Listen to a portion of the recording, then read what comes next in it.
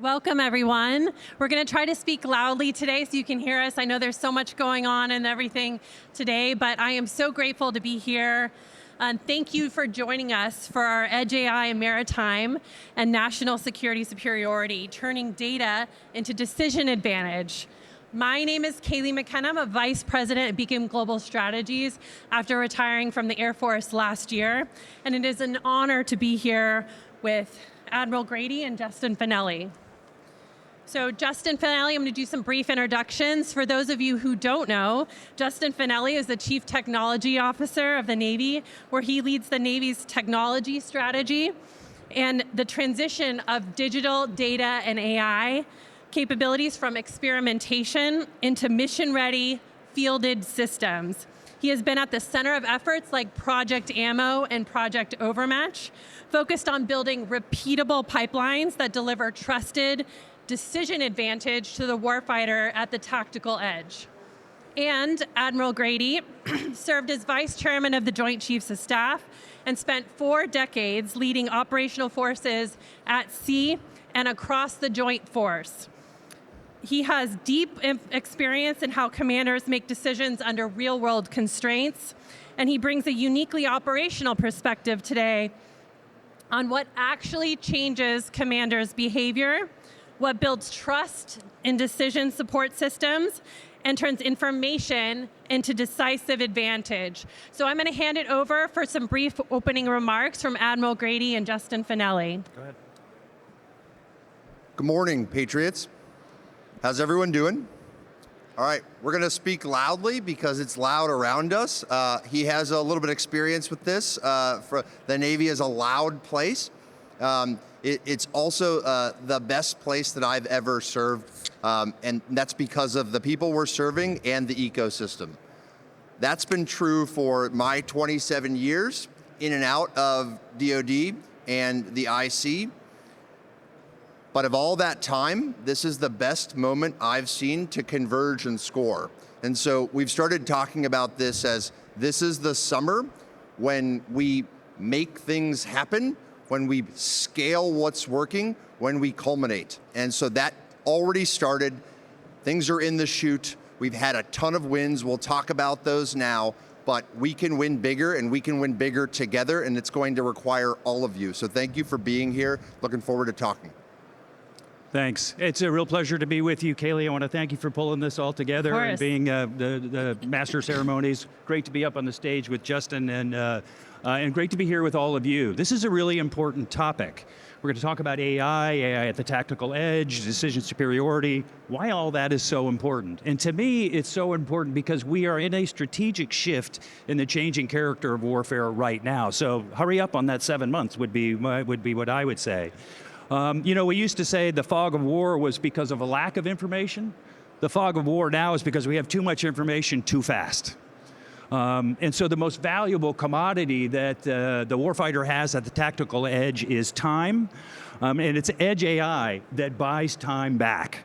We want the warfighter not to be a victim, but a master of high-speed environments. And if you think about it, the two defining characteristics of the changing character warfare, for me at any rate, are battle space transparency and timeline compressions in the hypersonic world that we live in right now.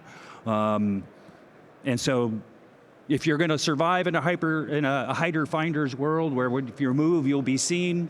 If you're going to be able to do weapons target pairing and in a weapons target asymmetric world, if you're going to crunch through the signal to noise crisis, if you're going to live in this time compression, then we need Edge AI.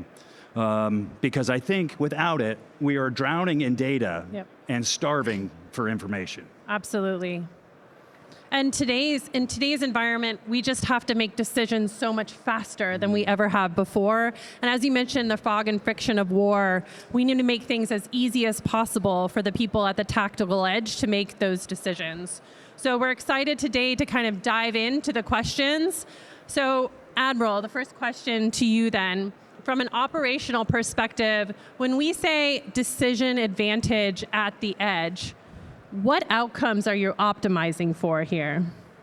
Yeah, I think for me, it's about having the right information at the time and tempo that you need it.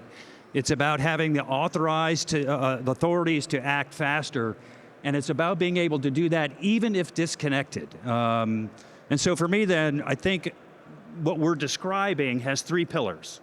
The first pillar is that we're not just sensing data, we have to process data, and again, at speed. The second is that idea of autonomy in DDIL environments and denied and degraded environments, to be able to fight and then be unplugged and continue to fighting with the right autonomy. Yep. But then plug back in really quickly. And then all that together gives us that sensor to shooter compression that we were talking about. And in the end, it's really about cognitive load. Yeah, right? Because absolutely. I don't think what we want for our tactical warfighters, our joint warforce, our joint force at the edge, is to be tactical data gatherers. They need to be deciders. That's right. And we need to give them the tools to allow them to decide, fight, and win. That's right. And Justin, question for you is, what's changed in the last 18 to 24 months that makes AI more feasible, more relevant now? Totally. All right. So the Admiral can talk about this a little bit better than I can, but this has been the most decentralized military force able to be disconnected, able to make decisions in isolation. Like, that is at the core of what we've called the Navy to do since it's existed.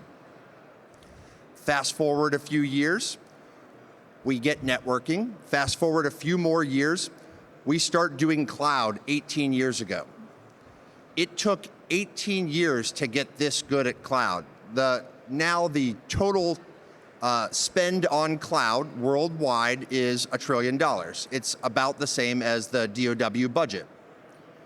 The spend on edge hardware right now is only $30 billion. It's early, but we don't have 18 years to get great at this. And so what we're doing is we're applying the lessons learned from ashore and enterprise to afloat, and that's accelerating in a really significant way. So one of the things that has changed is a recognition, and I see OpNav N2N6 in the audience, that, hey, there are sharings and learnings and lessons from a piloting perspective by a learning by doing that have happened on afloat and ashore that have made us better. So we fielded a pilot, flank speed edge and wireless, a little bit over a year ago. That went to one ship. The normal process there would be one ship a year for 300 years, right? Now, CSO to CSO, sponsor to sponsor, that scaled to over 10 ships almost immediately, because they could show that this is better than the baseline, this works, we're more effective. So what's happened over the last 12 to 18 months is we have hardware and operational talent who recognizes how much better things are working and things can be than what they're used to. And then secondly, we have top cover and support at the resource sponsor, at the vendor level, at the requirements, but everyone you'd need in alignment to scale what's working is now there. And so I'll tell you, the last 12 months has been a lot of prove it, scale it, prove it, scale it. And so that is the difference to me. There's a decent amount that we've proven. There's a lot more we can do, and I want to talk about that more later. And Admiral, do you have any additional thoughts on that?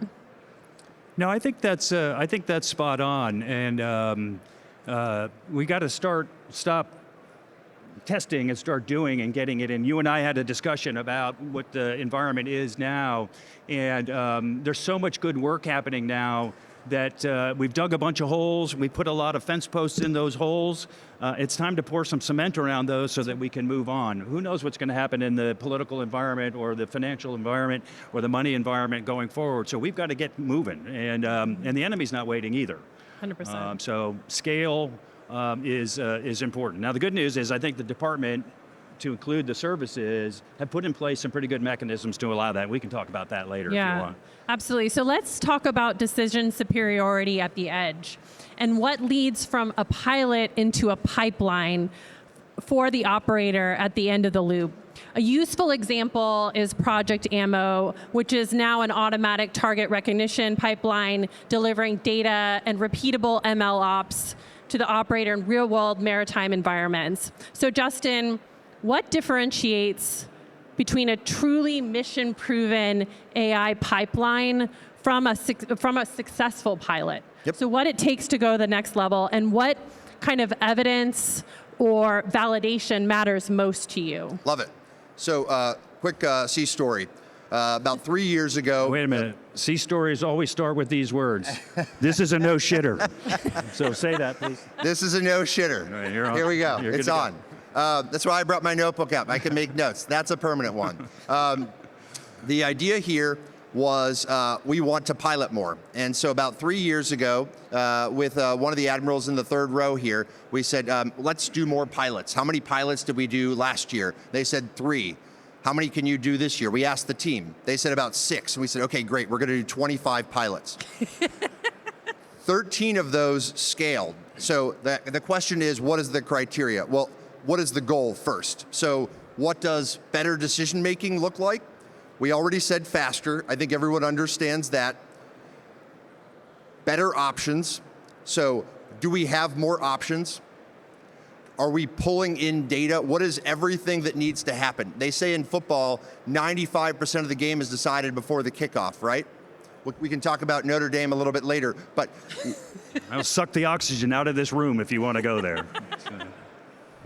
the way that we get on a wartime footing and the way that we have is had pilots that scaled. So better options there, and then timeliness of connecting the dots, which means adaptability. So better options and the ability to reconfigure. That's where pipelines come in. And so when we started with Project Overmatch, when we started with Project Ammo, we said, hey, here is the baseline, and then here's how much better it can be.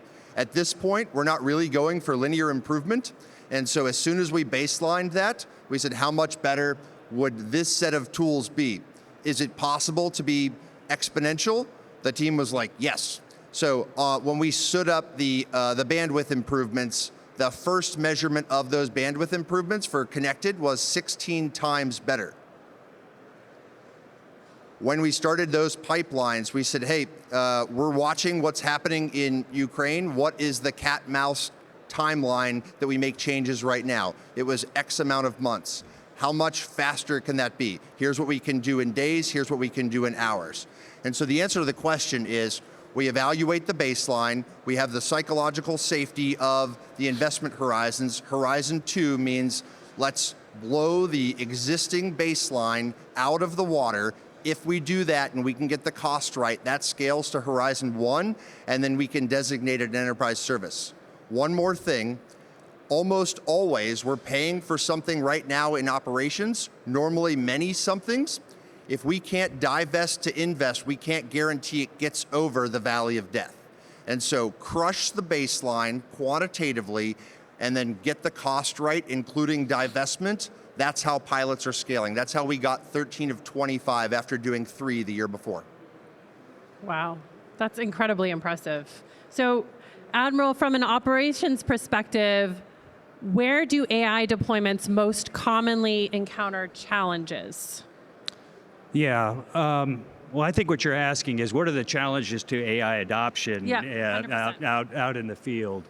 I think we're going to end up with the word trust in the end. But I think there's at least 5 challenges that we need to try to get through.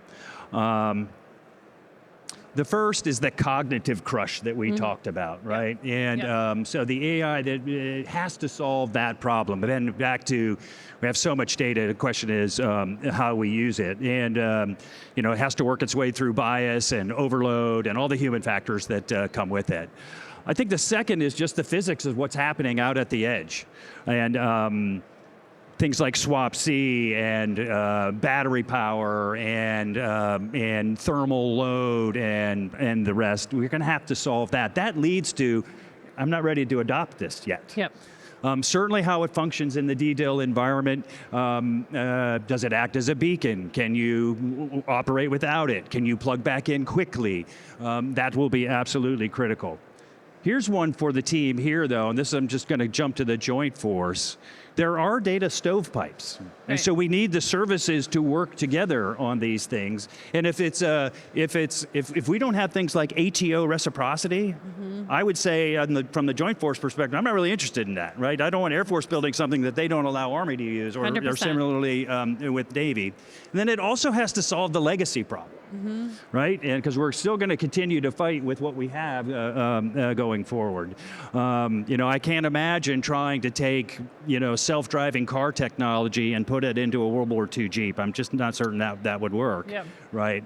So in the end, it's not that we can't get the data, it's how we use it. But there are kind of challenges to adoption. And a lot of it has to do with that human in the loop. How do you build trust? Or human on the loop. Yep, there you go. There's a distinction there, right?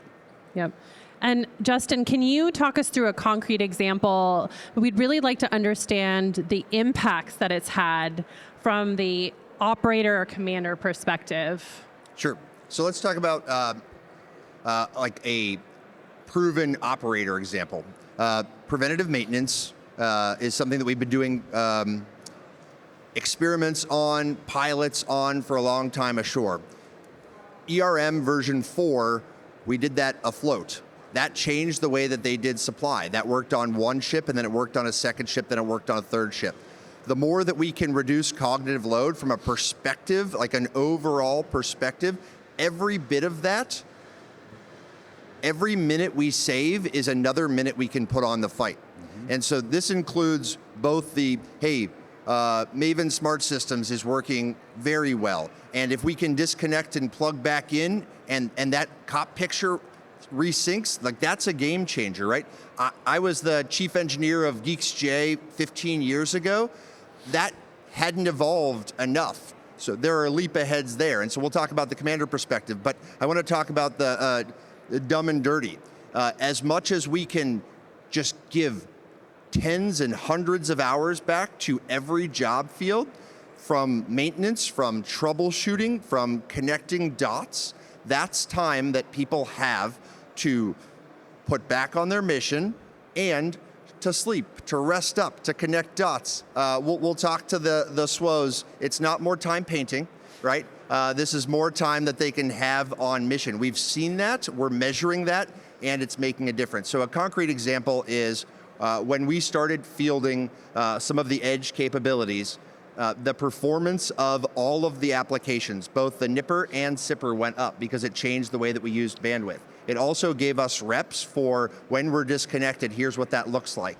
And so almost every job function we saw, job satisfaction went up, user experience went up, but most importantly, they had more time to do their most important missions, and so we saw prioritization go up. And Admiral, what are your thoughts? Yeah, thanks. I just want to jump in on that. So in USS last job and the job before that, I became increasingly focused on kind of two lenses to look at the work that we do. And they kind of summarize in this. From a Navy perspective, it is, what do we do in the fleet and what do we do in the foundry? From the Joint Force perspective, as the 12th Vice Chairman, is what do we do in the force and what do we do in the foundry?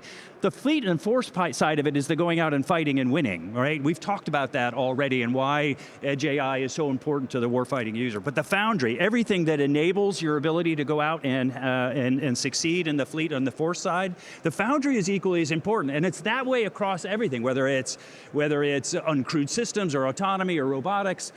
We tend to spend a lot of time thinking about the fight side, the fleet, the force side, but there's so much that we can do on the foundry side. And what we're doing is we're taking the 80-20 rule and flipping it on its head, where we spend 80% of our time on things like this or back office functions. We want to change that, and I think AI allows us to do that, to give more time back to the warfighter to do things that are equally as important. Definitely. And we've got to get there. And one of the ways that we've actually done that, in my opinion, is we've started a lot of our pilots with essentially less risky back office missions, and the data is different. the hardware is very similar, right? And so what we've done was we proved out, hey, here are some transport lessons learned. Here's some connectivity lessons learned. Here's the unsync, resync. And so as a result of that, we've stood up the Naval Afloat Cloud Architecture, NACA, to say, let's just do best of breed, what's working everywhere, and connect what we can. And so we've traditionally had ashore and afloat a lot of different networks, which means a lot of different duplication. There's a difference between duplication and resilience. We can be less duplicative and more resilient. And so we've gotten really clever with some of these design patterns and then proving what works. The easiest way to do this is we take a baseline that is not religious and we show how much we can beat it, and then we try to apply that other places. And so when we have those exponential use cases, I mentioned predictive maintenance. Another one is what we're looking to do on ShipOS. If this can show how much faster the Foundry produces, there are lessons and learnings that we can apply back to what we're doing. Similarly, GenAI.mil. Hey, are people saving time? Are the same people who are supporting the fleet out there getting better at human-machine teaming? If they're doing that, then when we do LLMs on our edge compute afloat with Sailor and Chief and AI Sidekick, will that be more effective? I'd like to go from there into some of the trust cases, because those use cases that I just mentioned are all advances in tech and then reps. We can't downplay the reps pieces, and there are all kinds of situations, all kinds of opportunities for us to get better at reps right now so that we have that 95% done before any kickoffs happen. Just close this topic out. Of course. And I'm going to throw this question out. You don't have to answer it. Please. Can AI solve the audit problem? The secretary awaits your answer. We are certainly applying it, and so this is something that the Marine Corps has done successfully twice, and awaiting and excited about that. And so we've taken some of the lessons learned the Marine Corps has done, and then we have applied AI to audits. Excited about the progress on that right now. Admiral, I'd like to double click on the fog and friction of war. Yeah. So what has to be true for a commander to be willing to rely on AI-enabled system in a real-world scenario like we talked about? Yeah. Thanks. I mean, now we're jumping into the trust piece, right? 100%. Yeah, super, super important.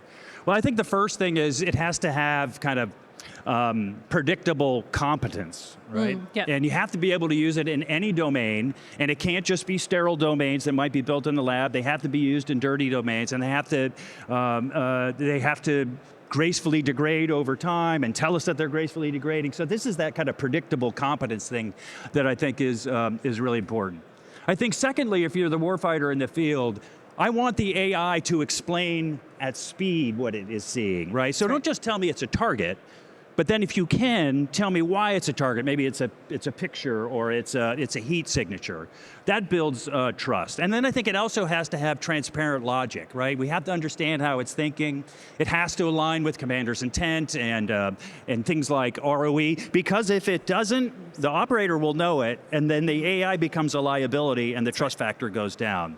We've talked about it. It has to be able to work in dark DDIL environments. You know, it just can't brick on us in the field. It has to be able to come back to life, and we have to continue to fight with it. And that includes being data secure, right?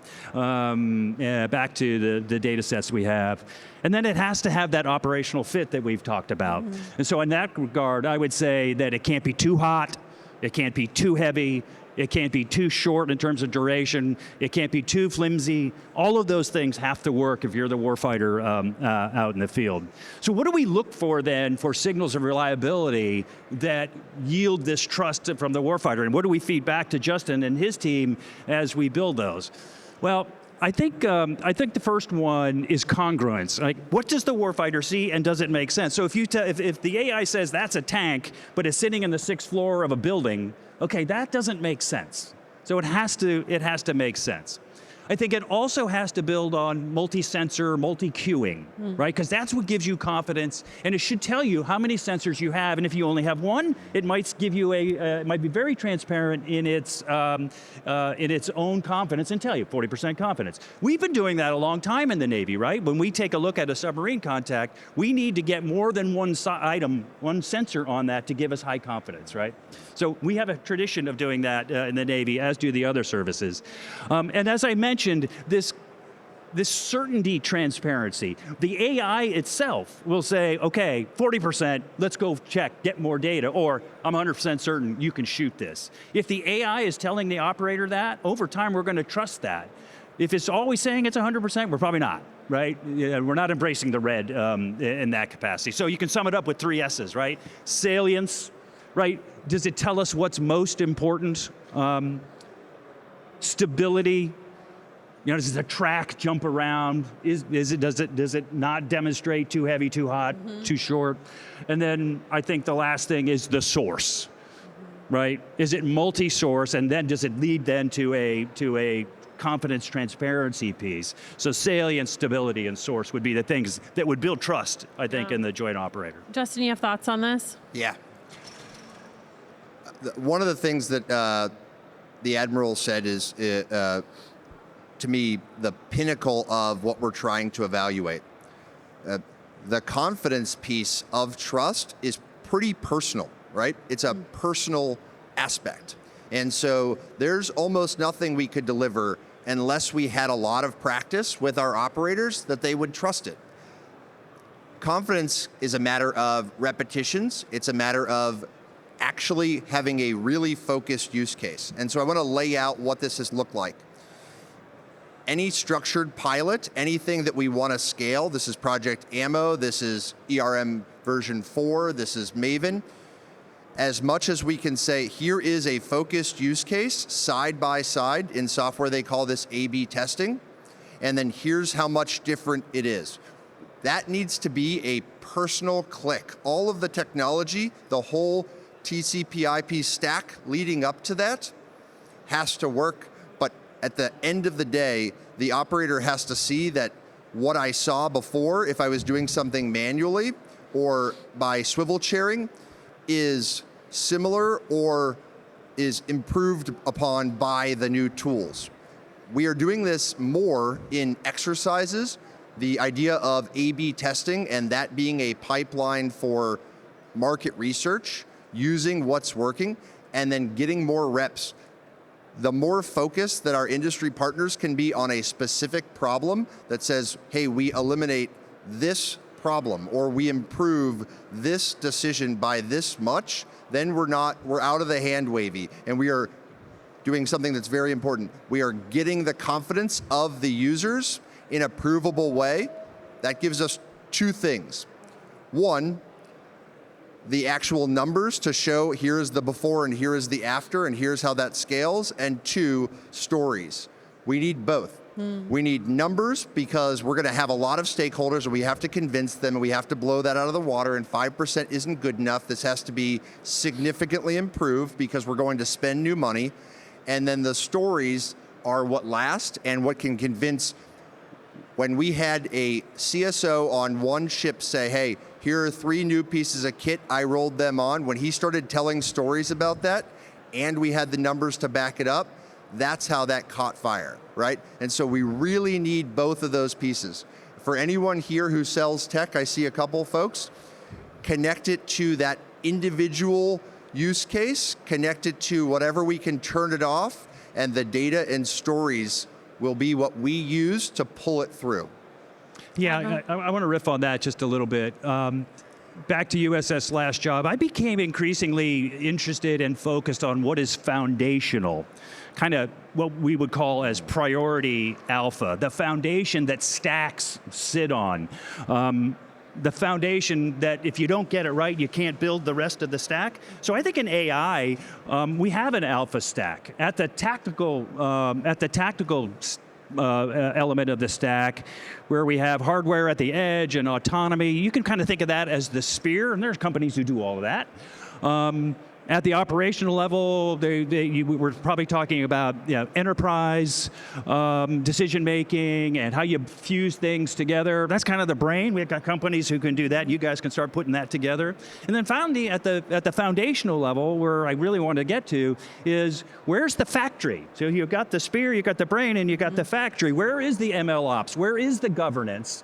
Where is that auditable trail across things like the data set, the coding, the version that you have that you're using, across that system of record that allows you to go back and go, well, that didn't work exactly the way we wanted it, or we want to improve these. You have to have a foundational backbone to build that, right? You need that factory for the spear and the brain to build on if you're going to get to auditability, and in the end, it's that trust. So who does that? That is super important, and whoever you work with to do that, that's absolutely critical.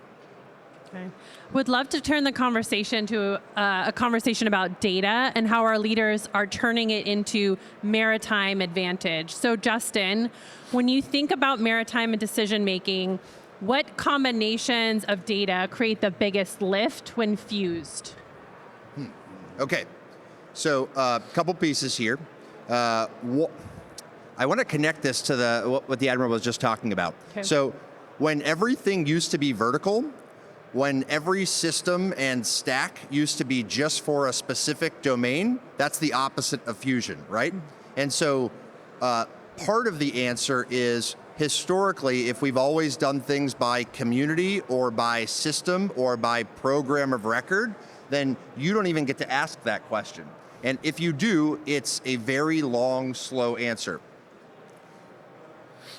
Inference has been something that taught our technology community quite a bit, because there are known data sources that we know help, and I can talk about a couple places where we got victories.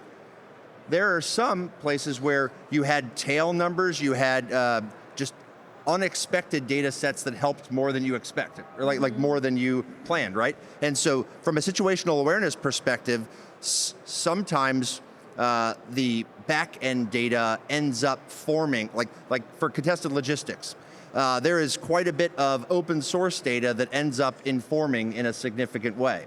There is operational data that we're using for our COPS that is pulling in outside data sources that are having an outside effect. And so I think the answer to the question is the needle is moved based on the outcomes and reps.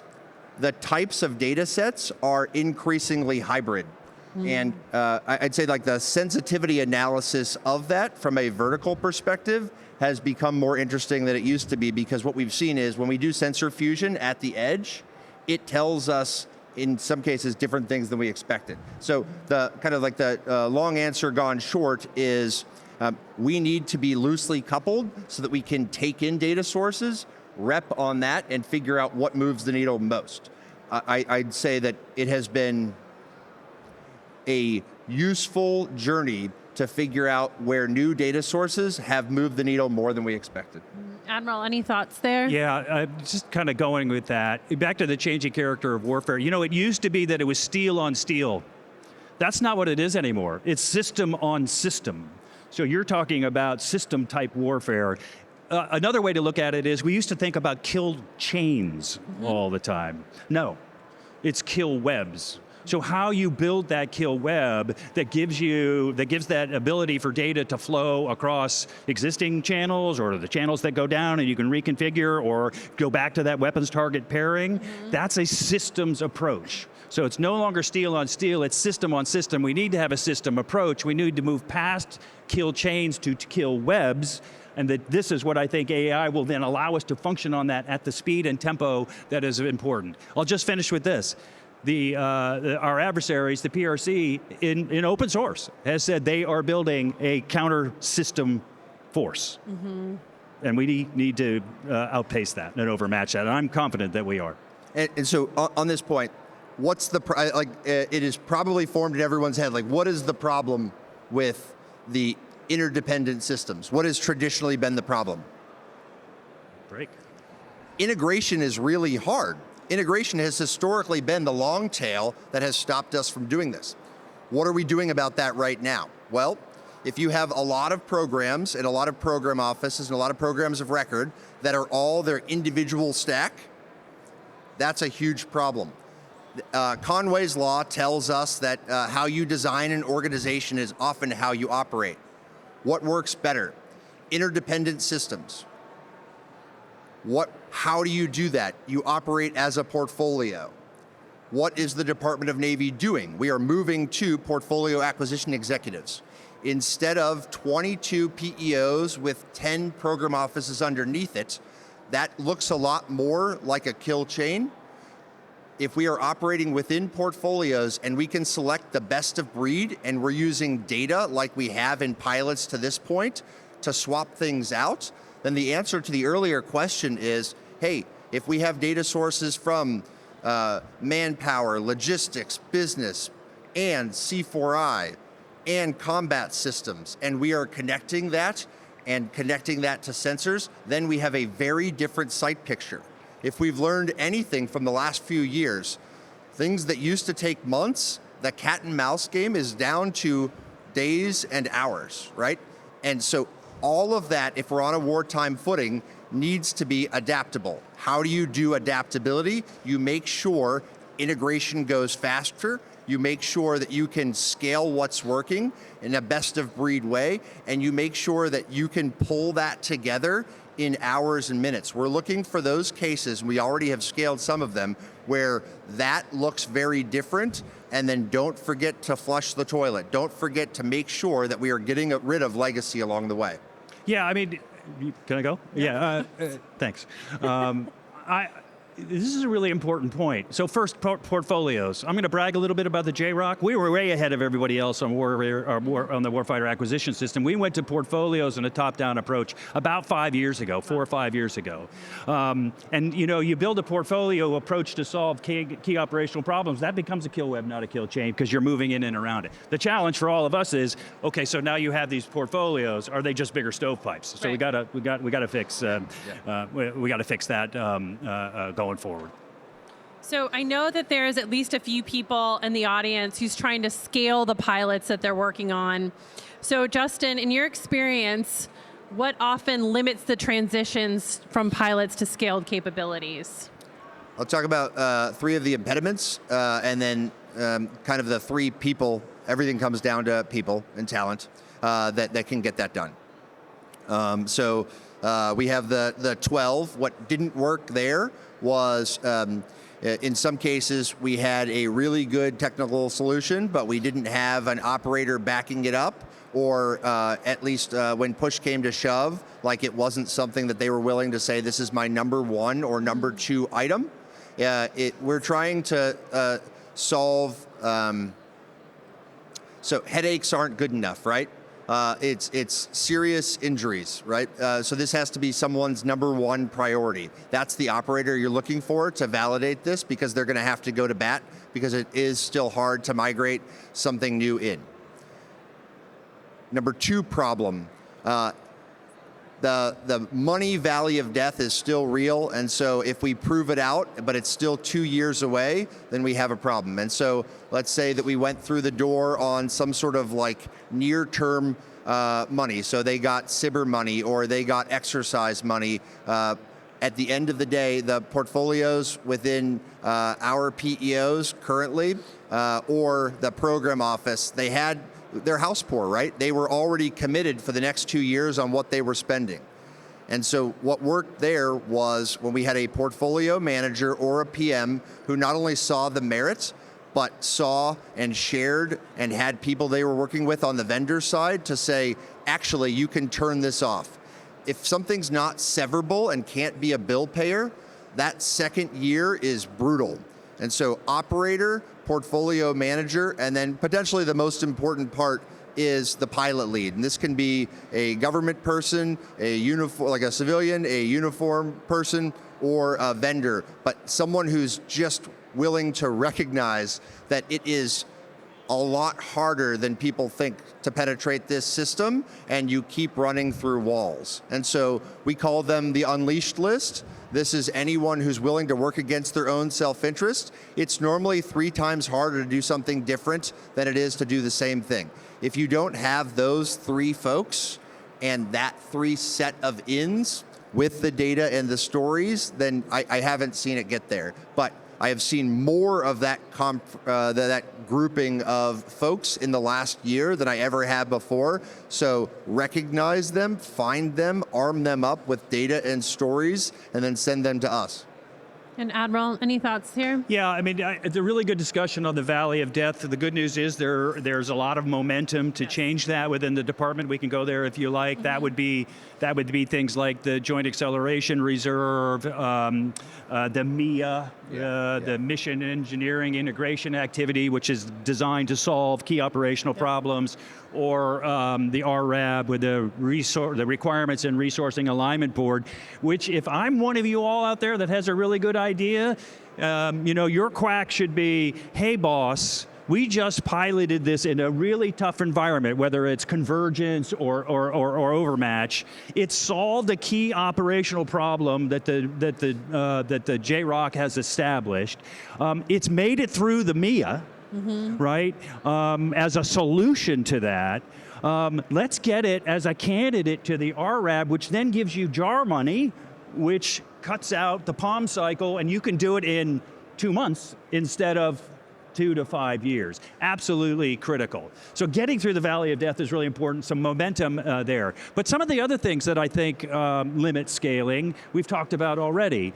This legacy piece, right? Applicability therein, and the silos across the services, we talked about that. Don't bring me anything that's hardware-centric. It better be software-centric going forward. Don't forget .mil PF. Can you train to this? Right? Can that go all the way down to the deck plate? Can that go out to the flight line? Can it go into the field and train rapidly? Because if it can't, that adds to the trust deficit. I'll never figure this out. It's too complicated. Or worse, you'll default to the AI, and that bias may not be what we want. So we're going to have to get those. That kind of hurts scaling as well. He brings up a good point. If you go into an exercise and the users get to play with the toy, if they're trying out new combinations, they're actually, so the Army calls this transforming in contact. We're doing tech-informed concept of employment, concept of operations, right? And so the earlier that we get those pilots or exercises or structured challenges in where they're doing reps, if they figure it out and we have that A/B, this is the formula, like this is the way. So there's an old quote, the United States is amazing at innovation. We see it here. We see what all of you have done.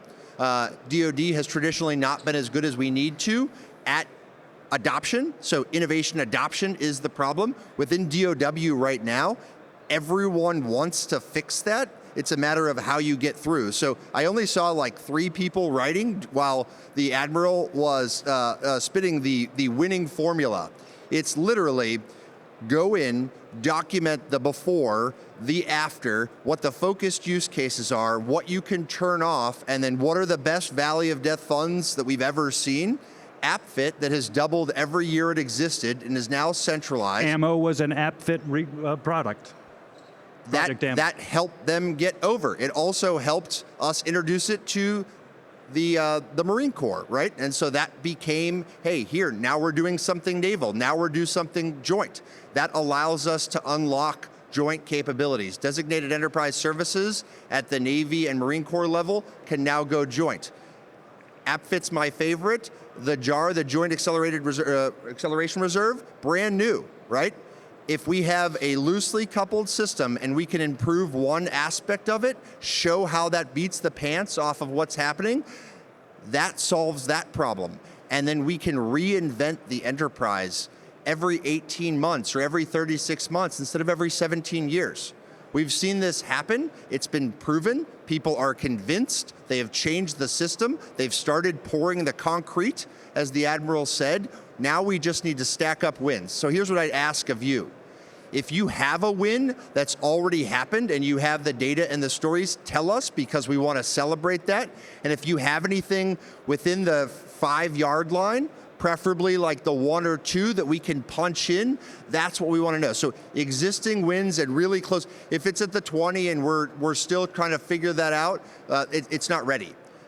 Keep working on that. But if there's something within the 5-yard line that we can throw a fullback on, that's absolutely what we're ready for. Well, and I think there's a lot of people in the department who are the blocking backs for that as well. So it could be a halfback with a fullback leading the way. So over to you, my friend. Notre Dame doesn't play with fullbacks, but there's that.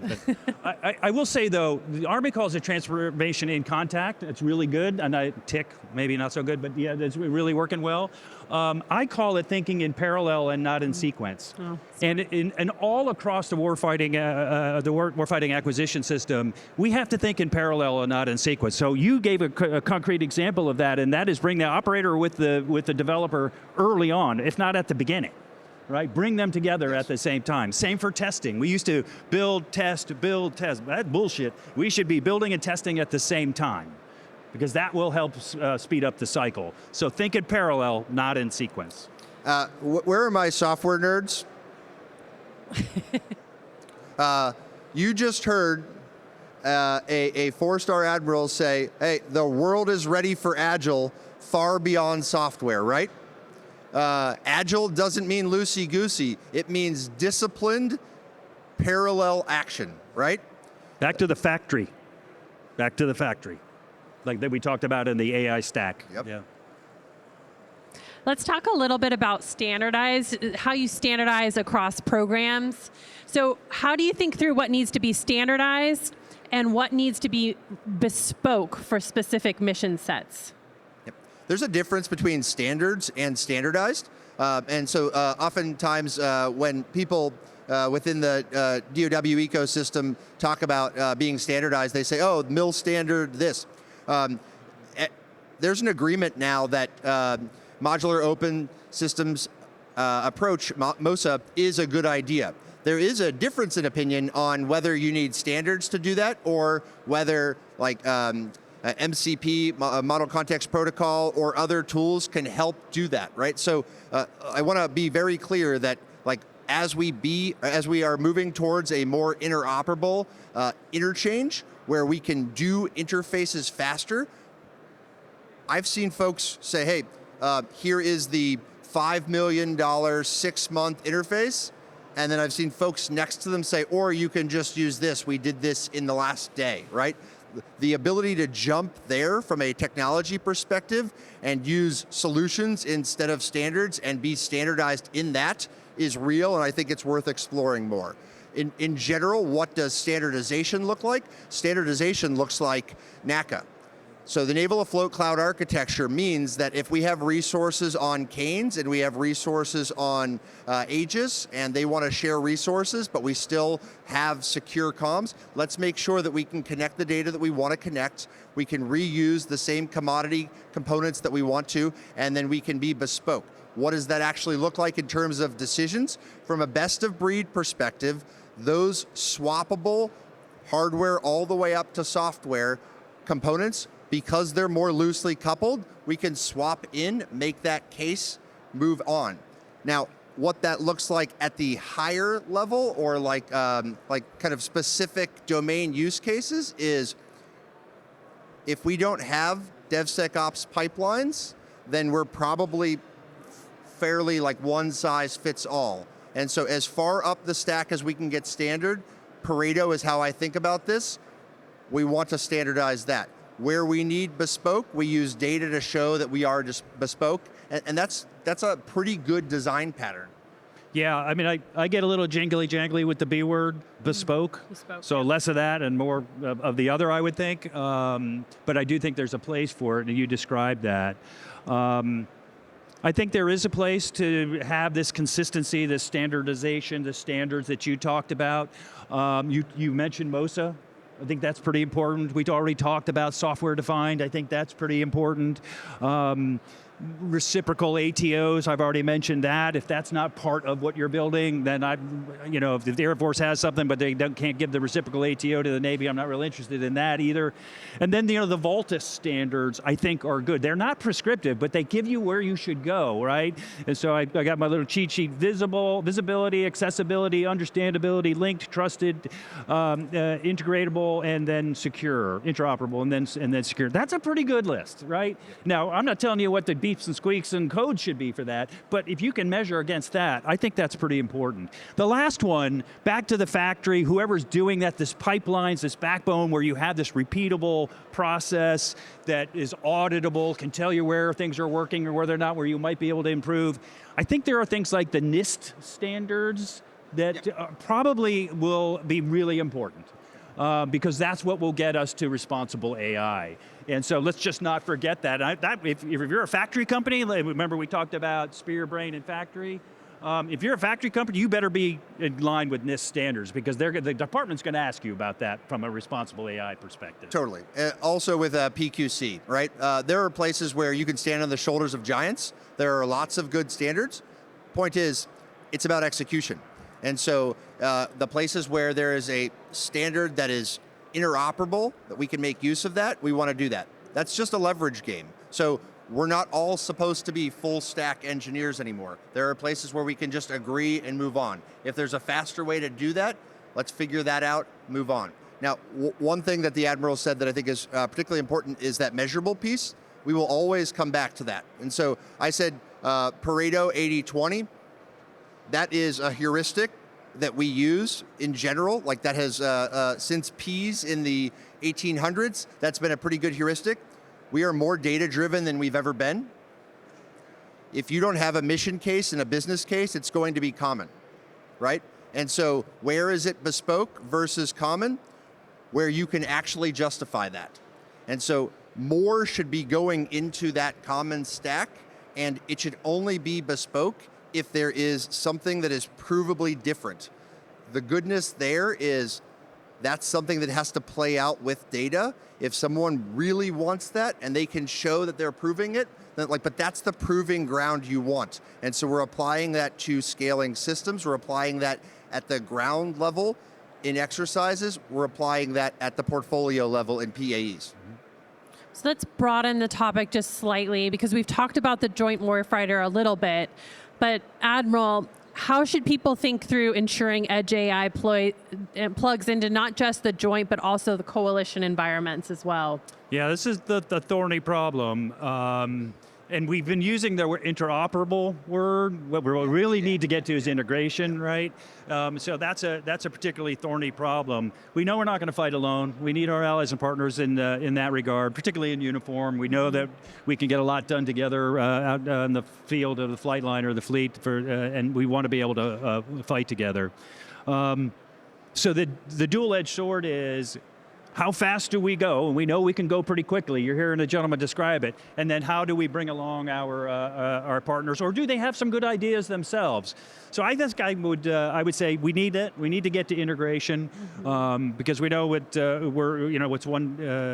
stronger together in that regard. Secondly, we still want to move fast, and so there might be a parallel piece to this, right? In the JROC, for example, we formed the International JROC, which allowed us to come up with the key operational problems that we want to solve together. That's a really good starting point, and that will survive the acquisition reform and punch into things like the EMEA and the RREP. So again, co-design, co-production, co-sustainment. These are all things that I think we need to move forward with our partners in the appropriate way. There's a lot of good ideas out there that they have. That's right. So we're going to have to work through some of those challenges. We have more exercises to play this out. Let me lay out a scenario for you for a second. People want what the American military has, right? If we show up to operations, when we show up to operations right now, and we have something that just works, it's too good to ignore, all of our allies who are working with that say, I want that. And so the recipe that has been laid out for here's how we scale a pilot, it's the same recipe from a financial perspective, in my mind, how do we reduce costs, how do we lower unit cost, and how do we lower integration so that we can use this to prove it to our European partners who just increased their military budget up to 5% per country, right? Now that TAM is almost the same as the US.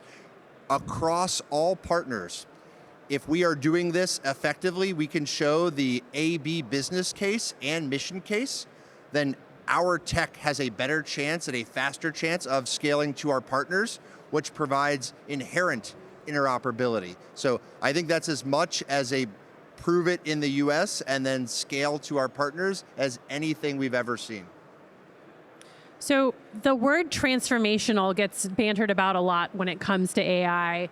But Admiral, I would actually like to open this question up to both of you. But Admiral, first, how do you actually get to a transformational experience for the Navy? How do you drive AI adoption across in terms of doctrine and training specifically for that human that has to be able to use a transformational capability? Yeah, so I think first we all have to agree, are we in a transition or a transformation, right?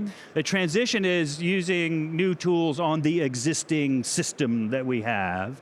This is my view anyway. A transformation is that system itself is changing, right? So if you go back to the way I talked about the changing character of warfare, I think we are in a transformational period, right? The system itself on how we're going to fight is changing, whether it's just going from kill chain to kill web. That's transformational in my view. I think if I were to think about encouraging AI adoption, I would think about it across infrastructure, incentives, and instinct. So you got to work and build out the infrastructure that will allow AI adoption to go. So this is a top-down bit as well, whether it's, as has been recently signed out, whether the Department of War's CDAO is now the wartime CDAO, as the Secretary likes to say. Right. They're building out all this plumbing, right, to allow this to happen. So you've got to be able to plug in into that infrastructure. And the 2026 AI acceleration strategy that the department signed out, that's another bit of infrastructure that we can point to say, okay, here's the top-down approach, here's the plumbing that you can plug into. So you should all read that and understand that to the extent that you can. And then leverage the things that Justin was talking about, whether it's rapid model deployment or Gen AI, .mil, AppFit, we've talked about that, how you leverage the JAR, the MIA, the RRAB, Open Dagger, we probably could have gone there. So these are all these things that are existing within the infrastructure. So use the existing infrastructure, drive AI adoption through those tools, and then if you have a good idea on how to improve that infrastructure, do that. Then I think there's incentives. The one that really gets me here, and it pivots from Justin's perspective on measuring, right? We ought to measure adoption, right? We should judge commanders on their adoption rate of these tools. We should judge commanders on their time to first use.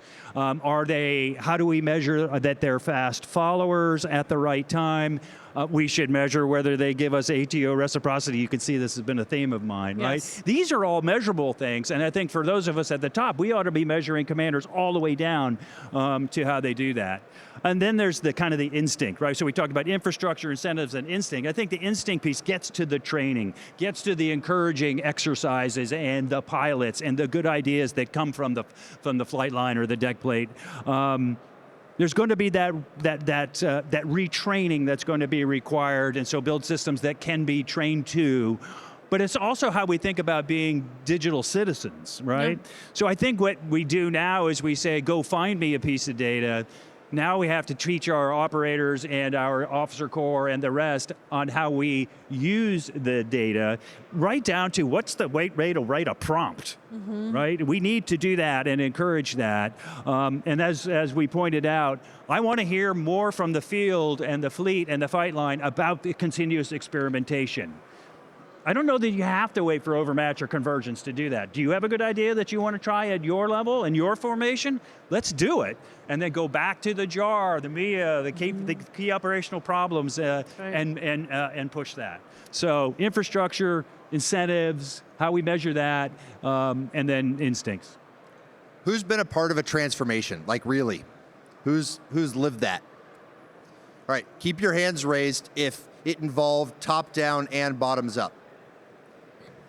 Most transformations that I've seen or experienced or been lucky enough to be a part of, it requires every angle, right? And so like there's a whole overwhelmed piece of that, but it ends up being an overnight success, years in the making. A lot of the pieces have already been placed for us to actually transform, right? Let's talk about measures real quick, or the whole time. From a transformation perspective, is 10% a transformation? That's not an RMA, right? A transformation means we are improving by 40 to 60% or more, right? We're allowed to reimagine. In this particular case, tech has allowed us to reimagine. The Admiral talked about bottoms up. We have more people doing structured pilots and structured challenges than I've ever seen. It got put into the NDAA, hey, we're going to do structured challenges. All I asked was you let us know if you were doing one, and there was 70 in the first 8 months. We didn't know that was happening. If something comes out of a structured pilot or a structured challenge that is JAR applicable, and we can pin them to money, and we can bring that into a larger exercise or just scale that outright in a PAE, the top has allowed that to happen. And so we have the recipe, we have the ingredients for the bottoms up and the top down to do a transformation. What are we doing about it? How are we institutionalizing it? The decoupled piece is real. The modern service delivery 3.0 that walks through this is real. I mentioned the NACA architecture 2 times. This is the last time, I promise. The innovation adoption kit are the tools to funnel this through. I want 15 more big wins by August. And so as much as we can find that in Hawaii, in San Diego, in North Carolina, in Pensacola, like bring those together. That's what a transformation is. It's Voltron. I'm dating myself, but it's Voltron. It's pulling all of these pieces and showing, hey, every piece got 30% better, but cumulatively rolled up, this is a 3 to 10 time improvement. And that gives us the deterrence that everyone's looking for to run that gap as big as we've seen in either of our lives. I just one comment. I'm not going to comment on NACA, just so you can. But I would say that what is it that infuses top down and bottom up? If we both agree that that's happening, what is it that infuses it and greases the skids to make all that happen? And it's trust. And I think the key element of that trust, and the department's doing this, like all the departments are doing this, is risk tolerance, not risk avoidance, but taking some risk. And this is a common refrain across the entire warfighting acquisition system, and that is 80% might be good enough, right? And that allows us to move faster. So that's top down saying it.